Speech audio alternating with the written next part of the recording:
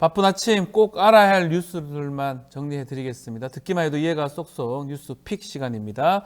자, 오늘은 조성은 뉴스토마토 기자와 함께 하겠습니다. 안녕하세요. 안녕하세요. 주말 잘 보내셨습니까? 네, 뭐 자고 일어나니까 금방 네. 월요일이 됐습니다. 네. 자, 그렇지만 분위기가 여러모로 흉흉합니다.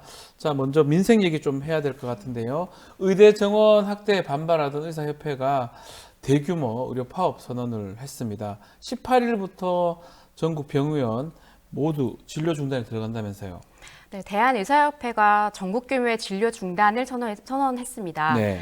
의정 갈등이 지속되는 상황에서 의사들이 집단 행동에 나선 건데요. 의협은 어제 전국 의사대표자 회의를 열어서 오는 18일 의협 차원의 총파업에 돌입한다고 밝혔습니다. 임현택 의협회장은 이제 의료계가 정부와 여당의 회초리를 들고 국민과 함께 잘못된 의료정책을 바로잡을 결정적 전기를 마련해야 할 때라면서 네. 범의료계 투쟁 특별위원회를 구성해서 모든 수단과 방법을 동원해 총력 투쟁을 전개해 나갈 것이다. 정부는 지금이라도 포괄적인 정책 추진을 중단하고 국민께 사죄하라고 했습니다. 의협의 이번 결정은 자체 조사 결과에 따른 건데요. 전체 응답자의 90.6%가 의협의 강경 투쟁을 지지한다는 의견을 밝혔고요. 73.5%는 휴진을 포함하는 집단 행동에 참여하겠다고 답변했습니다. 자, 결국 의정 갈등이 이제 극한에 지금 치달은 그런 상황인데 이제 당장 수술이나 긴급 처치가 필요한 환자들이 이제 문제입니다. 또 그런 국민들 입장에서는 불안할 수밖에 없는데요. 18일부터 언제까지 휴진하게 되는 겁니까? 일단 정해진 건 18일이고요. 네. 휴진이 뭐 하루로 끝날지 더 이어질지는 정부의 대응에 달려 있다는 게 의협의 입장입니다. 최한나 의협 대변인은 우리의 목적은 휴진이 아니라 정부의 폭정 중단은 있기 때문에 오늘이라도 정부가 입장 변화를 보이면 걱정하시는 대규모의 진료 휴진 사태는 일어나지 않을 것이라고 했습니다. 네. 또 그러면서 의협의 요구 사항도 말했는데요.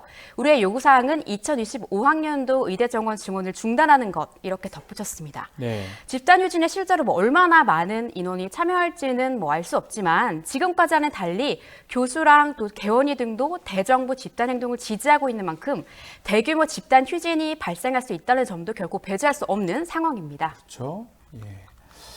자, 환자들의 좀 심정이 좀 제일 걱정스럽습니다. 본인도 본인이지만 가족들도 지금 얼마나 애가 탈까요? 정부의 반응은 어떻습니까? 네, 사실은 정부는 집단 휴진을 불법으로 규정하고 유감을 표명했습니다. 한덕수 국무총리가 같은 날 정부 서울청사에서 기자회견을 열어서 이렇게 말했습니다. 여전히 일부 의료계 인사들과 의사단체가 국민의 생명을 담보로 추가적 불법 집단 행동을 거론하고 있어 깊은 유감을 표한다.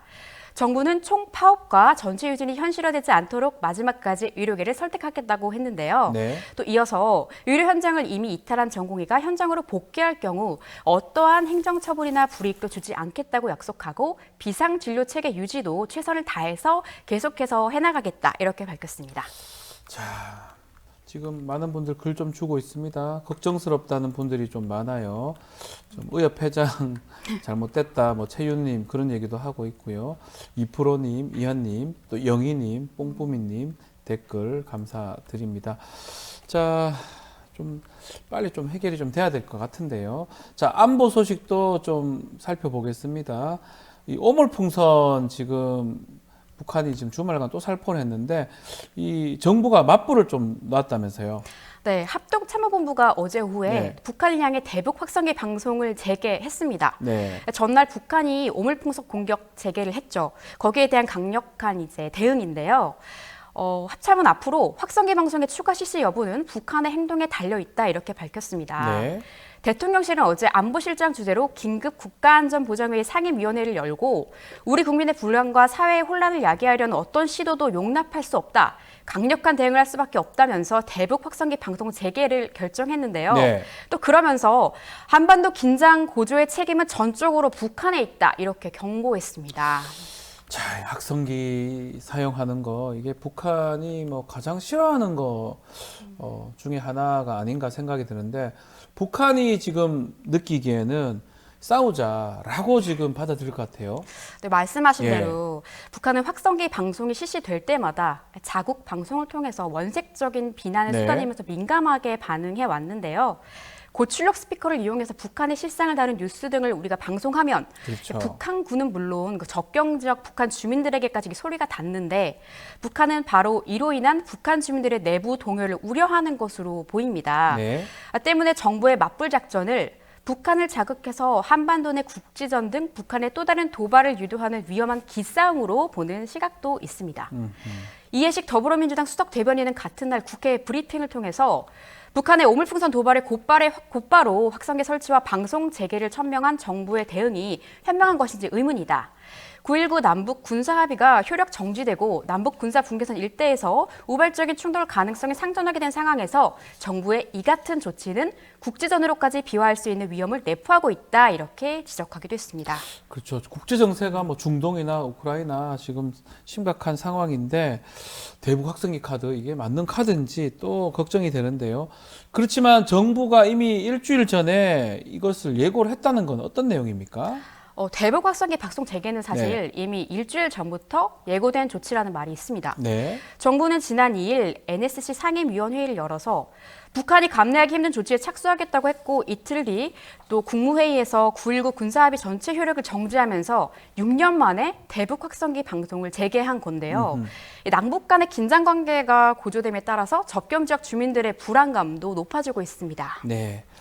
자, 결국 뭐 불안감은 결국은 이제 그 접경 지역 주민들 몫이라고 봐야 될 것 같은데 이 주민들의 또 안전을 위해서 또 북한을 자극하는 행동은 최대한 좀 삼가야 될 것 같은데 이건 어떻습니까? 사실 이번 오물풍선 공격도 탈북민 단체가 이제 대북전단 살포를 해서 거기에 대한 북한의 반격이었습니다. 이해식 민주당 대변인도 북한의 오물풍선 도발은 대북전단 살포가 원인이라고 짚었는데요. 그동안 탈북민 단체가 대북전단을 보낼 때마다 북한이 늘 항상 비슷한 방식으로 대응해 와서 뭐 그렇게 놀랄 일만은 아닌 것 같긴 합니다. 이게 결국은 이제 도발이 충분히 우리가 북한으로 이제 보내니까 북한이 또 대응이 나올 수밖에 없고 그게 오물풍선으로 나왔던 건데 충분히 예상을 할 수 있었던 상황으로 봐야 될 것 같은데 결국은 북쪽으로 보내는 전단 살포 정부 차원의 제재 뭔가 필요할 것 같은데 그런 거 없습니까? 네. 그러니까 정부는 사실 표현의 자유를 보장해야 한다 이런 뭐 헌법재판소의 결정을 근거로 탈북자 단체의 대북전단 살포 자제를 요청하는 건 좀 하지 않을 거다 이런 입장을 고수하고 있는데요. 헌법재판소는 지난해 남북관계 발전법에서 대북전단 살포 행위를 금지하고 또 이걸 위반하면 형사처벌하도록 한 조항이 국가 형벌권을 지나치게 행사해서 표현의 자유를 침해한다면서 위헌 결정을 내린 바 있습니다. 그렇죠. 이런 법을 만들었었는데 결국 헌법재판소에서 위헌 결정을 받았기 때문에 그 법은 뭐 사실 무효라고 봐야 될 것 같고 자 그럼에도 지금 주민들이 상당히 불안에 떨고 있어요. 뭐 서울도 서울이지만 그 접경 지역들이 상당히 불안한 상황인데 이 정부가 지금 방관한다고 지금 아마 생각할 수도 있을 것 같고 그런 상황에서 형사처벌 말고 이렇게 대북 전단 살포하는 방법 그렇지 않은 방법도 있을 것 같긴 한데요. 어떤 게 있을까요? 네, 헌법재판소가 표현의 자유에 대한 제한이 매우 중대하다면서 위에서 설명드린 조항이 헌법에 위배된다는 결론을 내린 건 맞습니다만 이 조항을 자세히 살펴보면 헌재는 국민의 생명과 신체에 위험이 발생할 우려가 있다고 판단된 경우 경찰관 직무집행법에 따라서 대북전단 살포를 제지할 수 있다는 점도 함께 명시한 걸 분명하게 확인할 수 있습니다. 그렇죠. 그러니까 형사처벌하지 않더라도 대북전단 살포를 제한할 수 있는 방법이 있다는 뭐 예시를 처벌하지 말고 제한할 수도 있다는 거잖아요. 네, 그럼 뭐 예시를 든 거예요. 예. 이에 대해 이해식도 민주당 대변인도 이렇게 말했어요. 정부는 대북전단 살포가 북한의 도발로 이어진다는 사실을 뻔히 알면서도 표현의 자유를 막을 수 없다면서 방치했다. 헌재의 결정에 따르더라도 정부는 대북전단 살포가 국민의 생명과 안전에 위협을 가하는 측면이 있기 때문에 마땅히 전단 살포 행위를 제지했어야 한다. 이렇게 날을 세웠습니다. 한편 벌써부터 북한은 또 대북 확성기 방송에 대한 보복에 들어갔습니다. 합참이 어제 9시 40분에 기자들에게 문자를 보냈습니다. 내용은 북한이 대남 오물풍선을 다시 부양하고 있으니 적재물 낙하에 주의하고 떨어진 풍선을 발견하면 접촉하지 말고 가까운 군 부대에 신고해달라는 이런 문자의 내용의 문자인데요. 군이 대북 확성기 방송을 재개한 후에 그러니까 어제 오후에 북한이 또 대남 오물풍선으로 추정되는 물체를 이렇게 살포한 겁니다. 걱정이 사실 이만저만이 아닐 수 없습니다. 자, 지금 뭐 최윤님 전쟁하는 거 아니냐 그런 얘기도 있고요. 또 배동호님은 안전보장 국민의 입장에서 해야지 정권 안보 차원에서 하면 안 된다라는 말씀도 주셨고요. 진자윤님이 조성훈 기자님 귀에 쏙쏙 오늘도 화이팅 시원하다고 또 댓글 주셨습니다. 감사합니다. 오경숙님 또 그리고 더커맨님 까치님 임목님까지 지금 이렇게 대북 전단 또 오물 풍선 또 대북 확성기 관련해서 다들 좀 불안해하고 있는 그런 상황으로 보입니다. 자, 국회 사정도 한번 살펴보겠습니다. 녹록치 않은 것 같아요. 민주당이 원구성 단독 표결 계획을 밝혔네요. 네, 주말인 어제죠. 네. 우원식 국회의장이 협상을 위해서 여야 원내대표에 회동을 제안했는데 국민의힘이 거부하면서 무산됐습니다. 네. 이에 우원식 국회의장은 MBC에 더 이상의 진전이 없다면 내일 본회의를 열어서 원구성안을 처리할 수밖에 없다는 입장을 밝혔습니다. MBC에 따르면 오늘 국민의힘 의원총회 결과를 끝까지 지켜보고서 뭐 달라지는 게 없으면 네. 그냥 본회의를 열어서 야당 단독으로 원구성을 처리하겠다는 게 의원의 생각이라고 합니다. 그러면 이 상임위가 18개인데 전체를 민주당이 단독으로 선출하겠다 이런 뜻인가요? 아니요. 전체 18개 상임위 중에서 이제 네. 민주당 몫이 있잖아요. 네. 그 11개 상임위에 대해서만 그 몫이라는 거는 그 의원 수에 따른 몫입니다. 네, 그 비율에 따라서, 네, 의장 직권으로 표결에 올리겠다는 게 민주당 방침인데요. 아하. 민주당은 오늘 11개 상임위가 구성되면 즉시 법사위를 열고 최상병 특검법부터 논의할 예정입니다. 자, 결국 지금 원구성이 또 협상이 잘 안 되는 이유 중에 하나가 지금 말했던 법사위 그리고 운영위, 가방위 이 위원장 등인데 이걸 더 단독 선출할 계획이라면서요. 네, 뭐 법사위원장, 운영위원장, 과방위원장에 각각 정청래 의원 그리고 박찬대 의원, 최민희 의원이 내정된 상태죠. 네. 국민의힘은 법사위 운영위 위원장을 여당이 확보하지 않는 이상 협상할 필요가 없다고 판단하고 있는 것 같습니다. 그래서 이제 원구성 협상 자체를 거부하고 있는데요. 네. 민주당의 단독 의결은 절대 불가라고 맞서면서 의원총회를 열고 향후 대응 방향을 모색하겠다는 계획인 것 같습니다. 네, 결국 뭐 이게 법사위를 빨리 해서 지금 특검법이라든지 이런 법들은 좀 통과시켜야 되겠다. 그런 차원에서 협상이 안 되더라도 위원장 또 위원회를 꾸리겠다라는 걸로 좀 보입니다. 어떻게 될지 좀 지켜봐야 될 것 같은데요. 오늘 댓글들 좀 많이 오고 있습니다. JEI님 대북전단 보내서 대한민국 이익이 무엇인지, 해오르님 이 정부는 뭘 하자는 건지, 또 박인수님은 지금 대북전단 얘기도 하고 있지만 국회법 얘기를 하고 있습니다. 법대로 합시다. 아마 위원회 원 구성하는 거 그 말씀을 하시는 걸로 보입니다. 자, 오늘 뉴스픽 여기서 마무리해야 될 것 같습니다. 조성은 기자 고생했습니다. 감사합니다. 감사합니다. 바쁜 아침 오늘 꼭 알아야 할 뉴스들만 엄선해서 전해드리겠습니다. 듣기만 해도 이해가 쏙 뉴스픽 뉴스토마토 전현주 기자와 함께합니다. 안녕하세요. 네, 안녕하세요. 네, 자 김건희 여사 명품백 의혹에 대해서 어제 국민권익위원회 조사 결과가 나왔는데요. 제재 규정이 없어 종결한다 이런 소식이네요. 네, 맞습니다. 네. 국민권익위원회가 어제 김 여사의 명품백 의혹에 대해서 청탁금지법, 이른바 김영란법에 대한 위반 사항이 없다는 결론을 내렸습니다. 대통령 배우자에 대해서는 청탁금지법상 공직자 등의 배우자에 대한 제재 규정이 없다는 게 그 이유였는데요. 네. 또 이날 권익위는 김 여사뿐만 아니라 윤석열 대통령에 대해서도 종결 결정을 내렸습니다. 윤 대통령에 대해서는 이 김 여사가 명품백을 받은 것과 직무 연관성을 입증하는 게 관건이었는데 해당 부분이 확인되지 않는다는 게 권익위의 설명이었습니다. 자, 법정 시한을 몇 번을 연장을 했죠. 하면서 6개월간 조사를 벌였는데 결국 뭐 아무것도 아니다, 문제 안 된다 이런 법적인 내용이라면 뭐 사실은 바로 해소될 뻔한 상황 같은데 네. 또 한 개는 이번 이 발표가 기습적이다 이런 평가가 있는 것 같아요. 네, 좀 시간을 잘 살펴보면요. 네. 지난해 11월 서울의 소리를 통해서 김건희 여사의 명품백 수수 영상이 공개된 뒤에 참여연대는 윤 대통령 부부를 청탁금지법 위반으로 권익위에 신고를 했습니다. 이 권익위는 최대 90일까지였던 법정 시한을 2차례 이상 연장하면서까지 추가 조사를 이어왔는데요. 이 자체만으로도 굉장히 이례적이란 평가를 받아왔었는데 또 결론을 내린 어제 오전 사건 브리핑에서까지만 보더라도 권익위는 조사가 진행 중이다라는 원론적인 답변만 내놨었습니다. 그랬던 권익위가 돌연 오후에 긴급 브리핑을 공지하고 사건을 종결 처리했는데요. 이 자체로도 석연치 않지만 또 어제 있었던 일을 잘 살펴보면 윤 대통령 부부가 해외 순방을 떠나던 날이었습니다. 네. 이 김건희 여사가 반년 만에 순방을 떠나기로 한 날 이런 결과가 발표가 되면서 좀 윤 대통령 부부가 자리를 비운 사이에 종결 처리를 한 만큼 논란은 피하기 어려워 보입니다.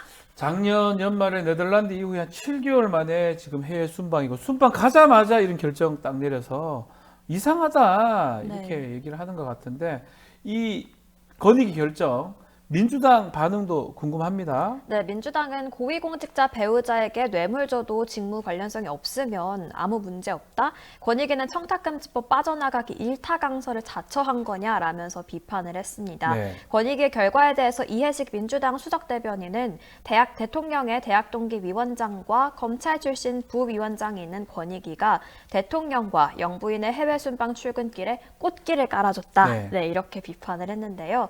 앞서 말씀드린 것처럼 공교롭게도 윤 대통령 부부가 중앙아시아 순방을 위해서 출국한 날 발표가 이뤄진 것을 정확히 꼬집은 겁니다. 네. 또 조속히 김건희 특검법을 통과시켜서 명품백 수수 사건뿐만 아니라 이 김 여사를 둘러싼 각종 의혹들을 모두 밝혀내겠다는 게 민주당의 입장입니다. 자, 권익위 이제 사건 종결이 됐습니다.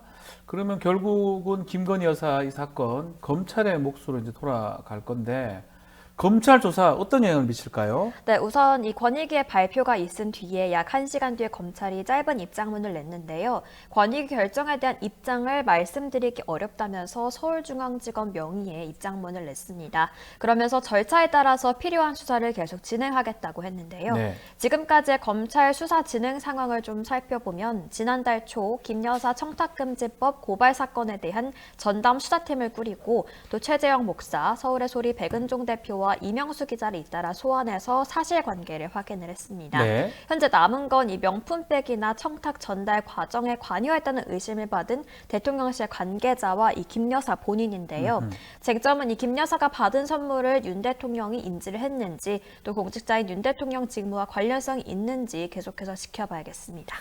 자, 칸님 앞으로 공직자 말고 배우자가 뇌물 받으면 위법 아니네. 공직자는 이렇게 대놓고 받으라 이런 내용인가 글 주셨고요. 채윤님도 오늘 토마토 박변하고 달려봅니다 말씀 주셨습니다. 칸님, 구룬진 하느님, 최정규님, 그리유미야님, 3355님 댓글 감사드립니다.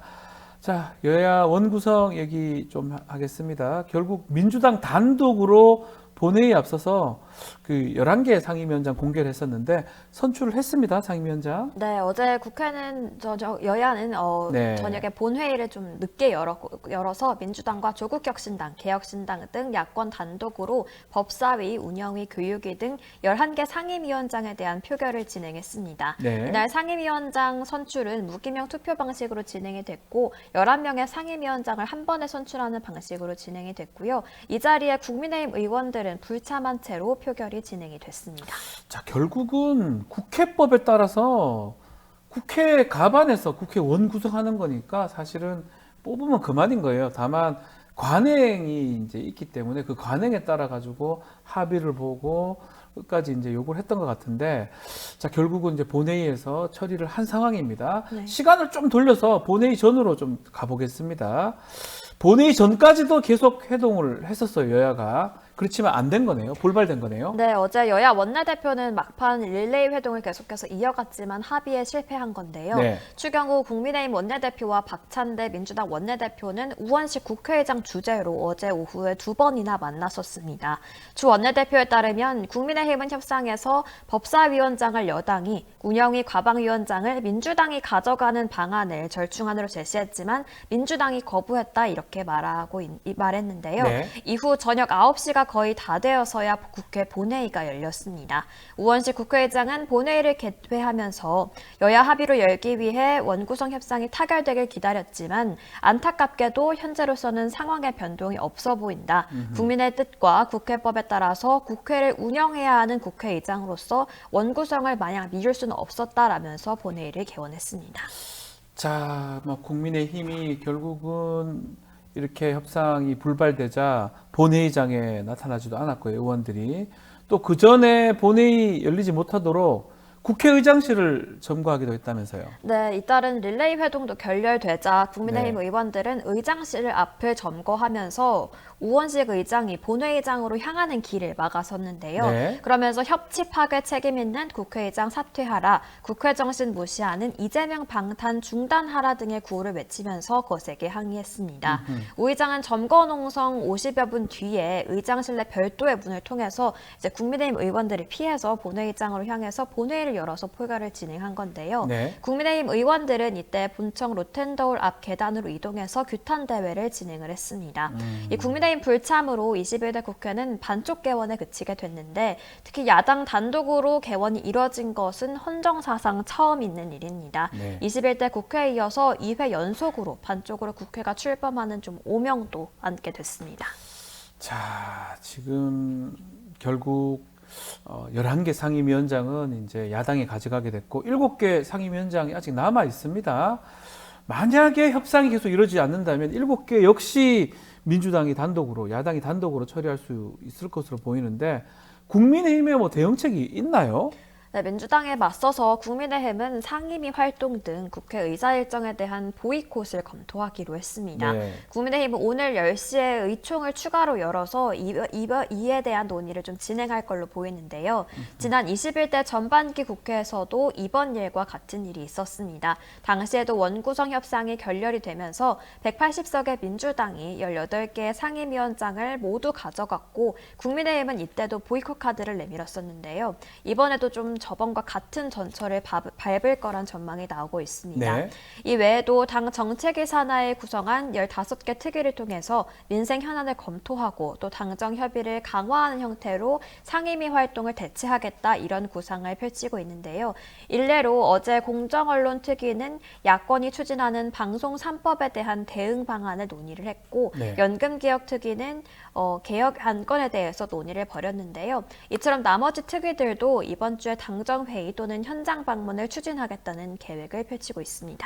자, 21대 국회도 반쪽으로 출범했으니까 22대 차이는 좀 있습니다. 21대는 민주당이 여당이었습니다. 네. 여당인데 싹쓸이 18개 상임위원장을 가져갔는데 지금은 여당은 국민의힘이고요. 상임위원회 구성 협조하지 않는다. 이게 또 어떻게 또 비춰질지, 또 어떻게 또 진행이 될지 좀 봐야 될 부분 같은데, 자, 오늘도 배동호님 또 오셨습니다. 배동호님, 전현주 기자님 반갑고요 이렇게 글도 주셨고요.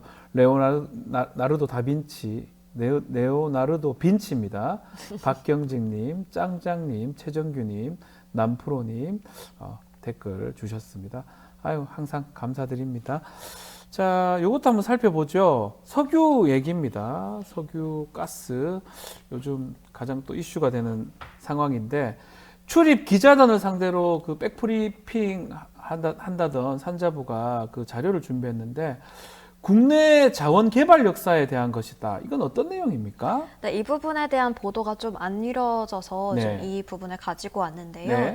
네, 정부는 산업통상자원부 출입 기자단에 10일 산업부 2차관 주재로 영일만 앞바다에 석유 관련 백브리핑을 하겠다 이렇게 공지를 했었습니다. 각종 의혹 및 현실성에 대한 의혹이 계속되자 직접 해당 부처 차관이 국민 앞에 나서서 설명을 하겠다 이런 공지였는데요.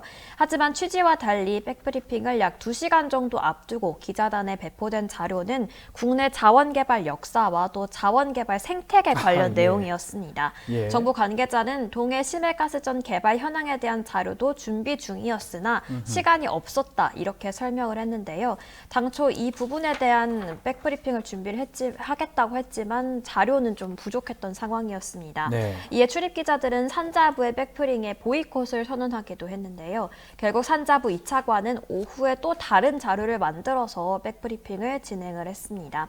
이 새로운 자료를 만들어서 약 90분 동안 기자들 앞에서 설명을 했는데요. 배포된 자료를 좀 살펴보니까 액트지오의 전문성을 포함해서 동해 가스전 개발에 둘러싼 논란 등에 대한 해명을 담았습니다. 네. 또 이 내용을 살펴보면 이 액트지오의 아브레우 고문의 그 논문 인용 횟수를 언급을 하면서 이분의 전문성에 대해서 좀 대변하는, 두둔하는 모습을 좀 보였습니다. 또 해당 브리핑에서 액트지오의 체납 사실을 계약 시에는 몰랐다면서 정부를 대표해서 죄송하다는 말을 남겼는데요. 각종 의혹과 의문이 아직 많은 상황에서 정부의 이 안일한 대처는 오히려 혼란을 더욱더 키우고 의심을 많이 사게 하는 그런 대처로 보입니다. 지금 뭐 체납된 회사하고 계약을 한다. 참 이해하기가 어렵습니다. 그게 국내든 특히 국외라면 더더욱이나 더 꼼꼼하게 살펴봐야 되는데 그 많은 돈을 들여서 계약을 하는데 수의 계약조차도 다 법인 제대로 하고 있는지 그걸 다 받고 계약을 하는데 그 내용은 또 제대로 얘기 안 하고 이상한 옛날 얘기를 하려고 했던 것들 등등. 지금 최정규 님도 그렇고요. 지금 최윤님, 프레드 킴님 1일 1해명인데 1일 1의혹이 생성된다 이렇게 글도 주셨고요. 자, 여윤님은 전현주 잘한다 이렇게 아유, 글을 감사합니다. 주셨습니다. 잘한다 이 말 좋아요? 좋죠, 당연히. 네, 알겠습니다. 자, 석유가스 문제는 계속적으로 이게 반복이 될 것 같습니다. 제대로 해명이 될지 진짜 해명하면 할수록 더 이상한 문제가 생기지 않을지 지켜봐야 될 것 같습니다. 자, 전윤주 기자와 함께했습니다. 감사합니다. 네, 고맙습니다. 네, 생방송. 자, 바쁜 아침 꼭 알아야 할 뉴스들만 엄선해서 전해드리겠습니다. 듣기만 해도 이해가 쏙 뉴스픽. 오늘은 뉴스 토마토 조성은 기자와 함께하겠습니다. 안녕하세요. 안녕하세요. 네, 네 번째입니까? 다섯 번째. 다섯 번째입니다. 네, 괜찮습니까? 뭐 아직까지는 괜찮은 것 같습니다. 네, 알겠습니다. 자, 지난 시간에 건의기에서 김건희 여사 명품백 수수 의혹 신고 종결 처리했다 뉴스 전해드렸는데요. 건의기하고 별개로는 이 검찰 해당 사건 수사 진행 중입니다. 자, 결국 이 검찰 수사를 앞두고 대통령 해외 순방 동행한 김건희 여사 아직까지 조사 밝혀지지 않는 상황인데 검찰 얘기 좀 더 해보면 이재명 대표를 어제 기소를 했네요. 네, 수원지검 형사 6부가 어제 이재명 더불어민주당 대표를 네. 쌍방울 대북송금과 관련해서 제3자 뇌물 등의 혐의로 불구속 기소했습니다. 지난 7일 이 대표 측근인 이화영 전 경기도 평화부지사가 관련 사건 1심에서 징역 9년 6개월을 선고받은 지 5일 만의 일인데요. 네. 검찰은 이 대표가 이전 부지사와 공모해서 김성태 전 쌍방울그룹 회장에게 경기도가 북한에게 지급하기로 한 스마트팜 지원 사업비 500만 달러와 또 북한 측이 요구한 도지사 방북 비용 명목 300만 달러를 대납하게 했고 그 대가로 이 대표가 김 전 회장에게 쌍방울의 대북 사업에 대한 경기도의 지원 보증을 약속한 것으로 보고 있습니다. 자, 기소할 것 같다는 뭐 얘기도 많았는데 진짜 기소를 했어요. 이재명 대표 반응 어떻습니까? 이재명 대표는 검찰의 기소 소식에 검찰의 창작이라고 이렇게 꼬집으면서 어이없다는 반응을 보였습니다. 네. 또 이화영 전 부지사의 1심 판결에 대해서도 말 같지 않다고 했는데요. 김성태 전 회장과 자신이 통화를 했다는 판결 내용에 황당하다는 입장을 밝힌 겁니다. 네. 아마 뭐 제3자 뇌물죄입니다. 쉽게 말하면 북한이 그 뇌물을 받은 쪽이고 이재명 대표를 위해서 뇌물을 받았다. 뭐 이런 내용으로 읽히기 때문에 그런 내용이기 때문에 황당하다 이렇게 표현했을 것으로 보이는데 몇 번째 기소입니까 지금? 민주당 분위기는 또 어때요? 10번째 기소고요. 10번째 기소요? 네. 이번 추가 기소로 재판이 이제 4개로 늘고 있습니다. 재판이 4개죠. 민주당은 명백한 정치 기소이자 정적을 제거하기 위한 수사농단이라고 반발했는데요. 한민수 민주당 대변인의 논평을 통해서 검찰이 또다시 야당 탄압, 대통령의 정적 죽이기에 나섰다. 검찰은 왜 지난해 영장 기각 후에 기소하지 않고 이제 와서 추가 기소하냐 이렇게 지적했고 네. 민주당 검찰 독재 정치 탄압 대책위원회가 기자회견을 열었습니다. 검찰 독재 정권이 정적을 제거하기 위해서 수사권과 기소권을 남용해 수사농단을 벌인 실체를 반드시 밝혀내고 그 책임을 묻겠다. 이렇게 강하게 의지를 밝혔습니다. 네. 또 민주당 정치검찰 사건 조작 특별대책단은 쌍방울에게 매수를 당해서 대북송금 재판에서 증언을 번복했다는 의혹을 받는 안부수, 아태평화교류협회장과 쌍방울을 고발하고 대북송금 특검법 처리도 속도를 내기로 했습니다. 자, 국민의힘 입장도 있을까요? 네, 이재명 대표 사법 리스크가 현실화됐다 이렇게 보고 있는 것 같습니다. 박준태 국민의힘 원내대표는 또 같은 날 논평을 냈습니다. 이재명 대표의 독선적 리더십과 고집이 아무리 강해도 검찰과 사법부의 시계는 멈추지 못할 것이다. 쫄리면 지는 것 이렇게 비판했습니다. 자, 지금 네. 있습니다. 사실은 판사 선출제랑 또 판결 결과에 대해서 판사를 처벌할 수 있다. 뭐 이런 법 왜곡죄 추진을 지금 민주당이 하고 있는데 네. 여기에 대해서도 박 원내대변인이 좀 비판하는 입장을 보였습니다. 이 대표를 위해서 검사를 탄핵하고 유죄가 선고되면 판결을 내린 판사마저도 탄핵하겠다는 선언. 이거는 입법 쿠데타나 다름이 없다. 국정을 마비시키고 헌정을 논강하겠다는 엄포라고 이렇게 질타했는데요. 나경원 의원도 자신의 SNS에 이 대표와 민주당의 조직적인 사법 방해가 본격화될 것으로 보인다. 그리고 다수 의석수 권력을 앞세워서 이심 재판부를 또 얼마나 괴롭힐지 걱정이다. 재판관에 대한 겁박은 법치에 대한 도전이며 국민에 대한 배신이라고 글을 게재했습니다. 자, 법사위에서 지금 이화영 부지사 관련 수사 자료, 재판 자료를 제출하라 이렇게 요청을 했네요. 네, 민주당이 결국 단독으로 법사위 전체 회의를 열어서 대북 송금 사건의 진실 규명에 대한 강한 의지를 표명했는데요. 박균택 법사위원은 회의에 참석해서 행정부에 김성태, 방용철, 이화영 전 부지사의 출정 기록과 또 이들에 대한 변호인 접견 기록, 별건 수사 관련 내용, 그리고 이화영 사건 판결문을 제출하라고 요청했습니다. 네. 이성윤 법사위원도 무도한 윤석열 검찰 정권과 무도한 검찰을 개혁하는데 최선을 다하겠다고 결의를 다졌습니다. 민주당은 앞으로 국민의힘의 참여를 무작정 기다리지 않고 국회법에 따라서 법사위를 운영하겠다는 방침입니다. 판결문 일단 공개하지 않겠다라고 했던 부분, 그리고 뭐 연호 초밥인가요? 그 사건이 있었는데 네. 바로 선고가 됐다는 거, 그리고 국정원에서 자료가 공개가 됐는데 쌍방울 주가 조작 관련 문건이죠. 그럼에도 변론 제기하거나 선고 연기하지 않고 재판 선고됐다는 거. 막 그런 것 때문에 국회 법사위에서, 국회 법사위는 법원하고 관련성이 있습니다. 자료를 제출 요구를 하는 거로 보입니다. 자, 댓글들이 좀 있습니다. 우리 조성은 기자, 이뻐요 젤리스님입니다. 네. 감사합니다. 네. 긴장하지 마십시오. 네. 자, 증거가 차고 넘치는데 뭐 기소냐 뭐 이런 얘기도 있고요. 최윤님이 김성태, 안부수, 김태균 이들의 연결고리를 조사해야지, 수사해야지 이렇게 얘기를 합니다. 요새 보면 우리 댓글 주시는 시청자분들 더 많이 알고 있는 것 같아요. 베테랑이시군요. 안부수 사건하고 지금 같은 사건인데 좀 달리 좀 판결된 부분들이 있는 거죠. 배동원님, 김희영님, 진자윤님 댓글 감사드립니다. 항소하는 거죠? 뭐 이화영 부지사는 이미 네. 지난 10월에 항소장 대출했습니다. 항소했군요. 그리고 검찰도 죄질에 비해서 네. 선고가 너무 가볍다는 가볍다. 뭐 이유를 들어서 9년 6개월. 네, 예. 맞항소했고요. 네. 네, 쌍방 항소가 된 상황이네요. 자, 항소심 과정도 한번 지켜봐야 될 것 같고요.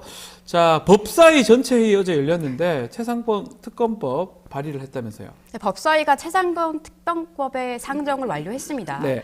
관례상 법률 제정안이 20일의 숙려 기간을 거치는데 정청래 법사위원장은 위원회 의결을 거쳐서 숙려 기간을 생략하기로 했습니다. 네. 이걸 두고 신속하게 법안을 본 궤도에 올려서 처리하려는 의지가 엿보인다. 즉 속도전에 돌입했다는 평가가 나오고 있는데요.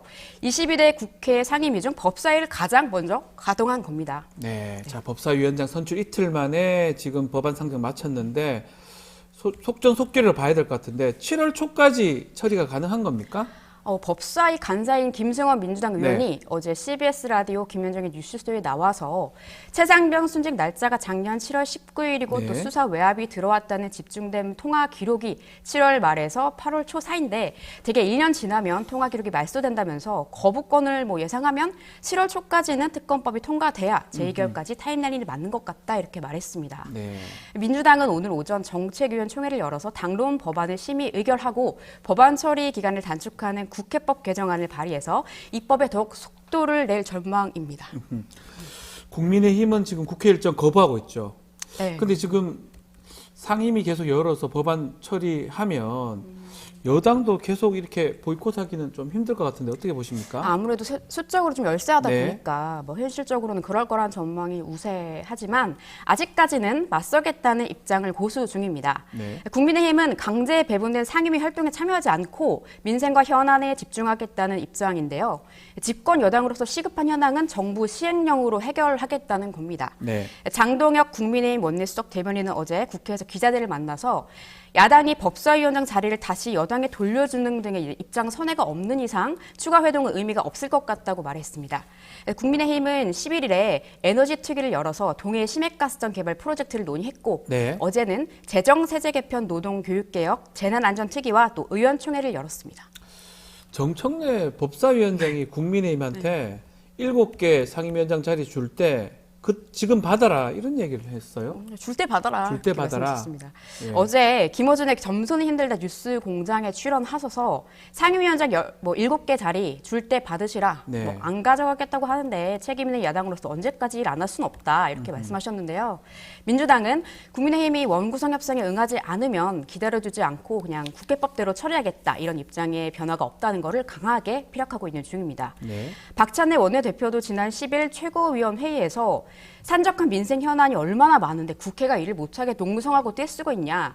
아직 완료되지도 않은 7개 상임위도 하루빨리 구성을 마무리할 수 있도록 국회 이전께도 요청하겠지만 국민의힘도 원구성 마무리를 위해서 적극 협조해라. 이렇게 촉구한 바 있습니다.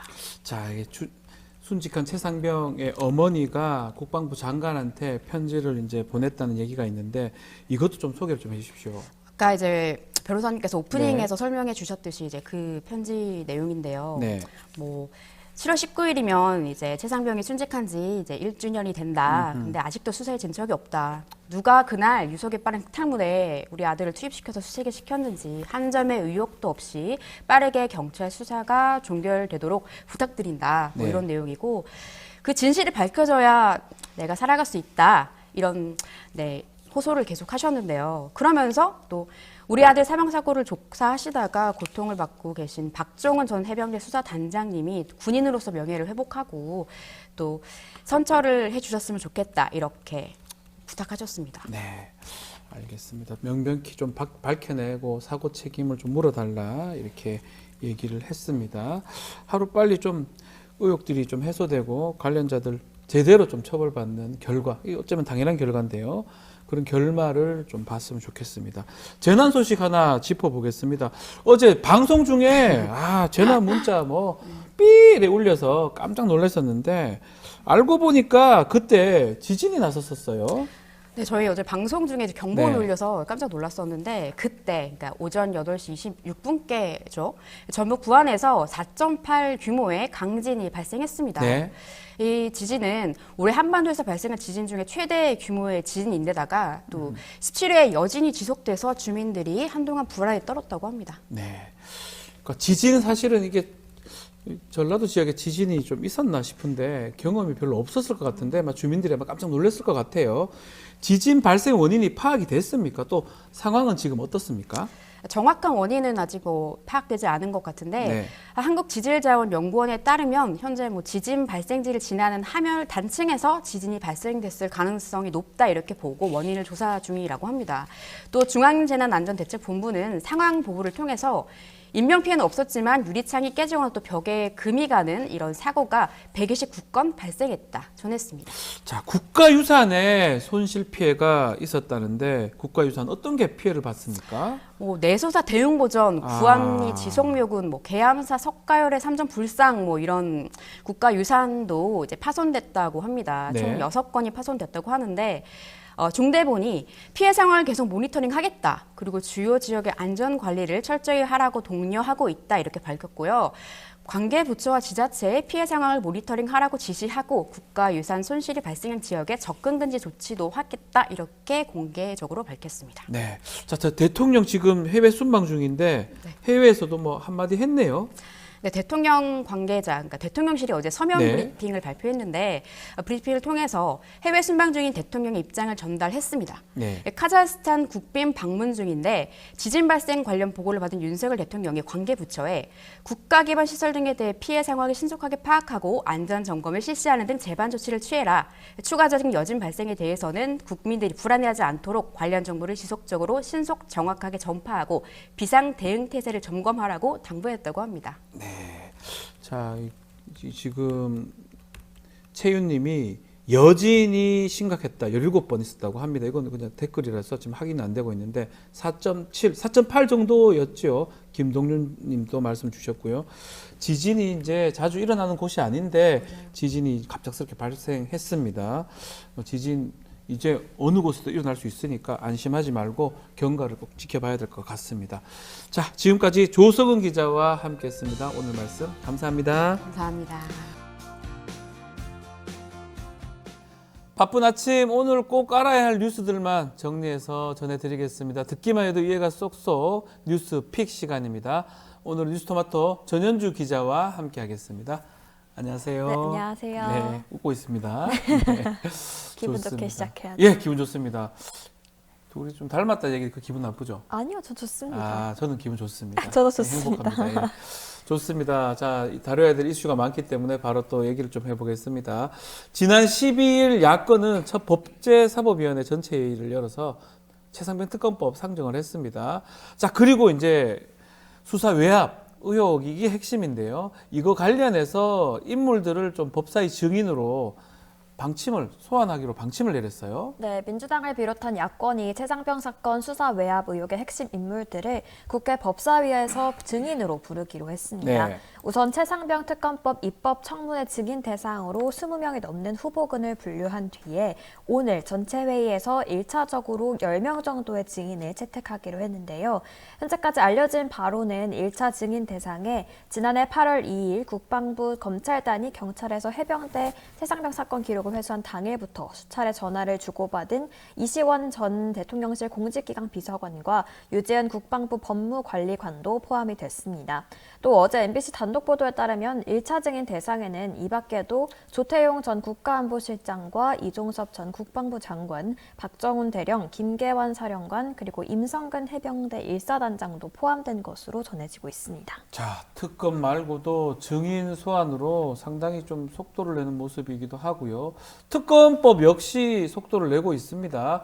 법사위원장 선출, 또 증인 채택까지 국회, 특히 법사위가 빠르게 움직이네요. 네, 맞습니다. 법사위원장 선출한 뒤에 되게 빠르게 움직이고 있는 모습인데요. 우선 정청래 법사위원장은 오늘 법사위 전체 회의를 열어서 법안 심사를 위한 소위원회를 구성한 뒤에 이 최상병 특검법을 회부하겠다는 계획입니다. 국민의힘이 이 소위 명단을 제출하지 않으면 소위원장과 위원을 임의로 배정하겠다는 뜻도 내비쳤는데요. 예. 빠르게 이 전체 회의 의결을 거쳐서 최상병 특검법을 7월 초 본회의에서 처리하겠다는 계획입니다.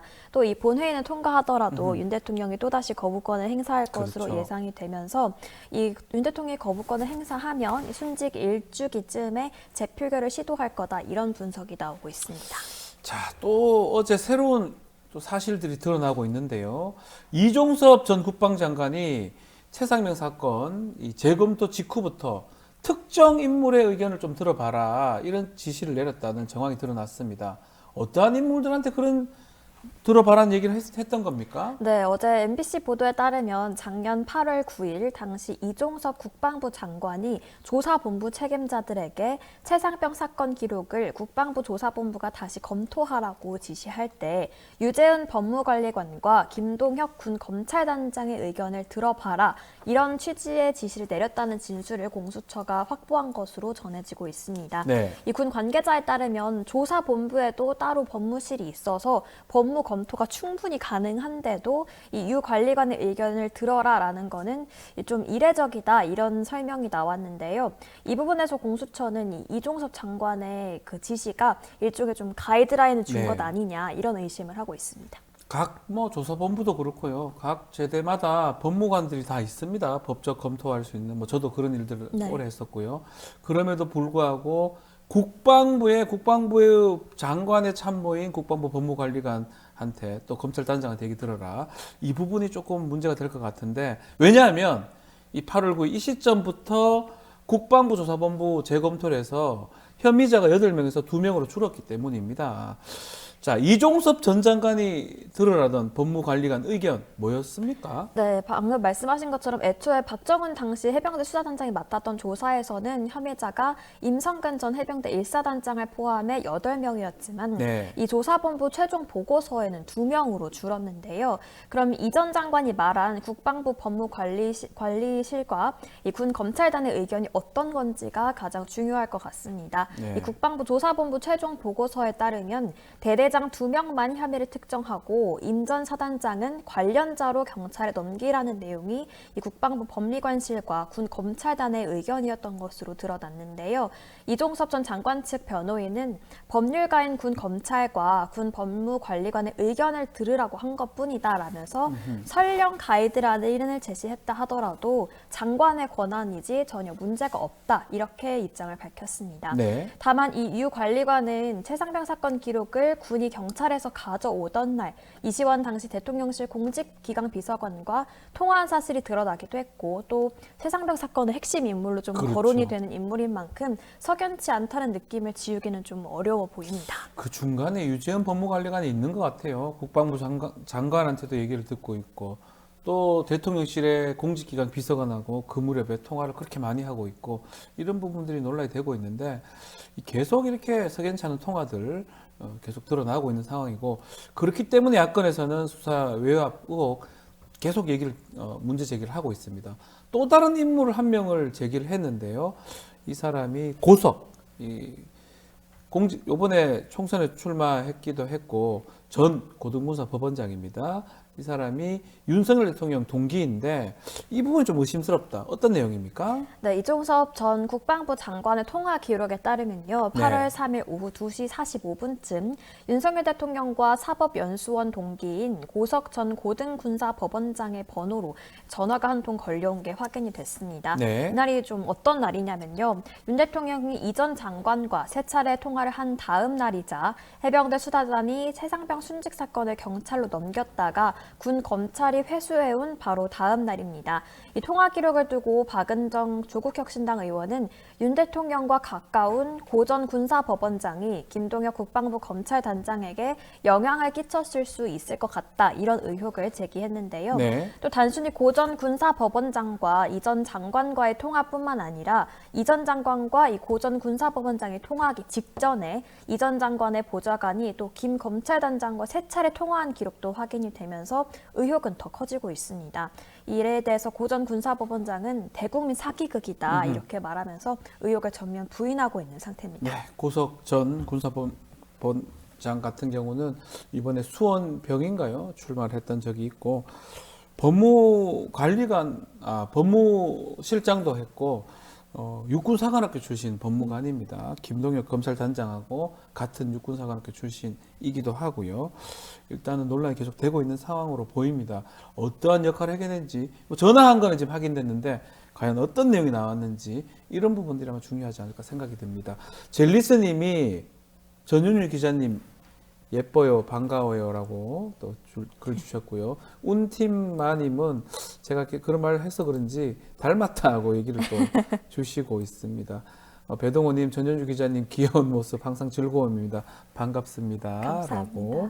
네, 김동그리님 또 천정수님 글들 감사합니다. 네. 알겠습니다. 최상병 사건 자체가 해결이 안 되는 것 같습니다. 계속적으로 좀 지켜봐야 될 것 같고 법사위가 열린 만큼 특검법도 특검법이지만 뭔가 증인 신문이라든지 뭐 국정조사 이런 것도 좀 빨리 가능하기 때문에 그런 측면도 좀 지켜봐야 될 것 같습니다. 왜냐하면 계속적으로 의혹이 해결이 안 되기 때문에 그런 게 아닌가 생각이 듭니다. 자, 동해 심해 가스전 얘기로 좀 넘어가겠습니다. 가스전 탐사 분석을 수행한 그 액트지오 이 회사인데요. 뭐 국민들이 이제 다 압니다. 액트지오 회사. 의혹이 끊이지 않고 있습니다. 당초 이 세계적인 아주 유수한 회사들을 제치고 액트지오가 이렇게 선정이 됐는데 이건 어떤 내용입니까? 네, 13일 산업통상자원부 설명에 따르면 2022년 한국석유공사가 이 동해 울릉부지 탐사 결과를 분석하기 위해서 접촉한 업체는 총 4곳이었고 실제 입찰은 액트지오를 포함해서 3개 업체가 입찰에 참여를 했는데요. 네. 이 액트지오를 제외한 나머지 2개 업체는 슐럼버거와 할리버튼이라는 업체였습니다. 이 두 업체는 텍사스 휴스턴에 본사가 있는 세계적인 이 석유 개발 서비스 업체인데요. 이런 회사들을 제치고 결국 입찰을 따낸 건 이 1인 기업에 가까운 아하. 액트지오였던 겁니다. 네. 이와 관련해서 석유공사 측은 액트지오의 아브레우 고문이 퇴적층의 발달 양상 등을 연구하는 이 순차 층서학 심해 퇴적층 분석의 권위자였기 때문에 이 액트지오를 선정했다 이렇게 설명을 했는데요. 하지만 이 액트지오가 4년간 영업세를 못 냈다는 사실 등을 또 몰랐고 이런 걸 좀 비추어 볼 때 액트지오의 규모와 전문성 등에 대해서는 여전히 좀 의심의 눈초리를 피하기 어려워 보입니다. 자, 아직까지 뭐 지금 논란들이 많은 것 같은데 또 다른 논란들이 계속 일어나고 있어요. 네. 지금 아브레우 고문의 동해 분석 결과를 검증했다고 하는 전문가가 있어요. 데이비드 모릭 교수라는 사람인데 뭐 그걸 검증하는 사람이니까 뭐 중요한 상황인데 이 모릭하고 아브레우 고문 이미 알고 있는 사이였다면서요? 네, 맞습니다. 이게 이 말이 아브레우 됩니까? 고문과 이 모릭 교수는 네. 같은 논문의 공저자로 이미 알고 아하. 있는 사이였는데요. 또 뿐만 아니라 이 모릭 교수는 텍사스의 한 대학에서 지질학을 가르치고 있는데 현재 이 동해 프로젝트를 담당하는 팀장 A씨의 지도 교수로도 알려져 있습니다. 네. 석유공사 측은 같은 분야의 전문가들끼리는 서로 알 수밖에 없다 이런 입장을 내놨는데요.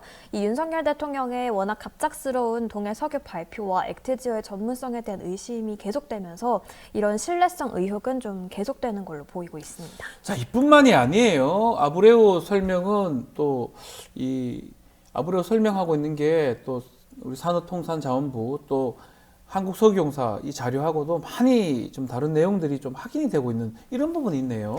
네, 지난 7일에 정부 세종청사에서 열린 기자회견에서 아브레우 고문은 액트지오의 주소지가 아브레우 고문의 개인주택이 맞는가라는 질문에 우리가 최근에 영국 런던에 지사를 열었다. 네. 영국 지사는 새로운 디렉터 르네 용크 박사가 이끌고 있다면서 영국 지사의 주소지 역시 용크 박사 집으로 등록돼 있다. 이렇게 설명을 한 바 있는데요. 네.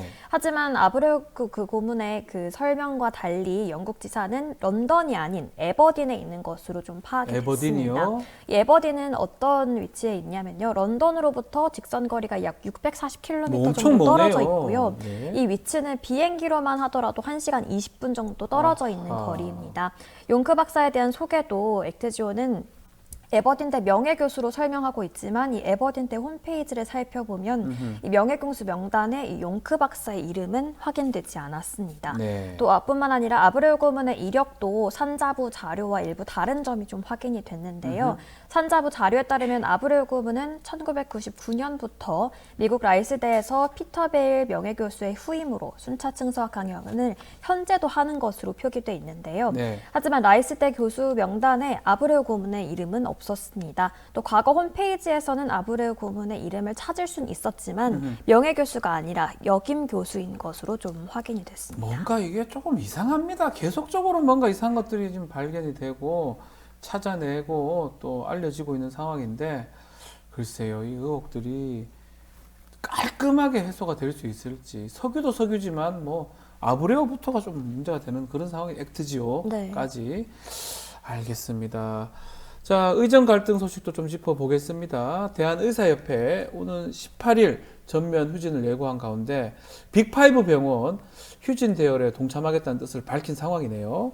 네, 서울대병원 교수들이 17일부터 무기한 휴진을 결정하고 예. 대한의사협회가 18일 집단 휴진을 예고한 가운데 나머지 빅5 병원들도 집단 휴진에 동참하기로 했습니다. 의대 교수들은 중증, 응급 환자 진료는 기존대로 하지만 신규 외래 환자를 받지 않는 방식으로 휴진을 진행하기로 했는데요.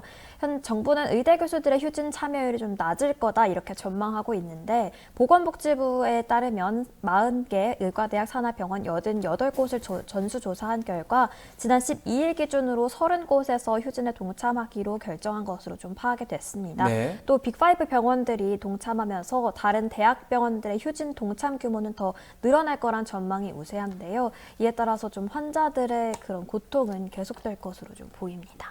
알겠습니다. 자, 전현주 기자 뉴스픽 여기서 마무리하겠습니다. 감사합니다. 네, 고맙습니다.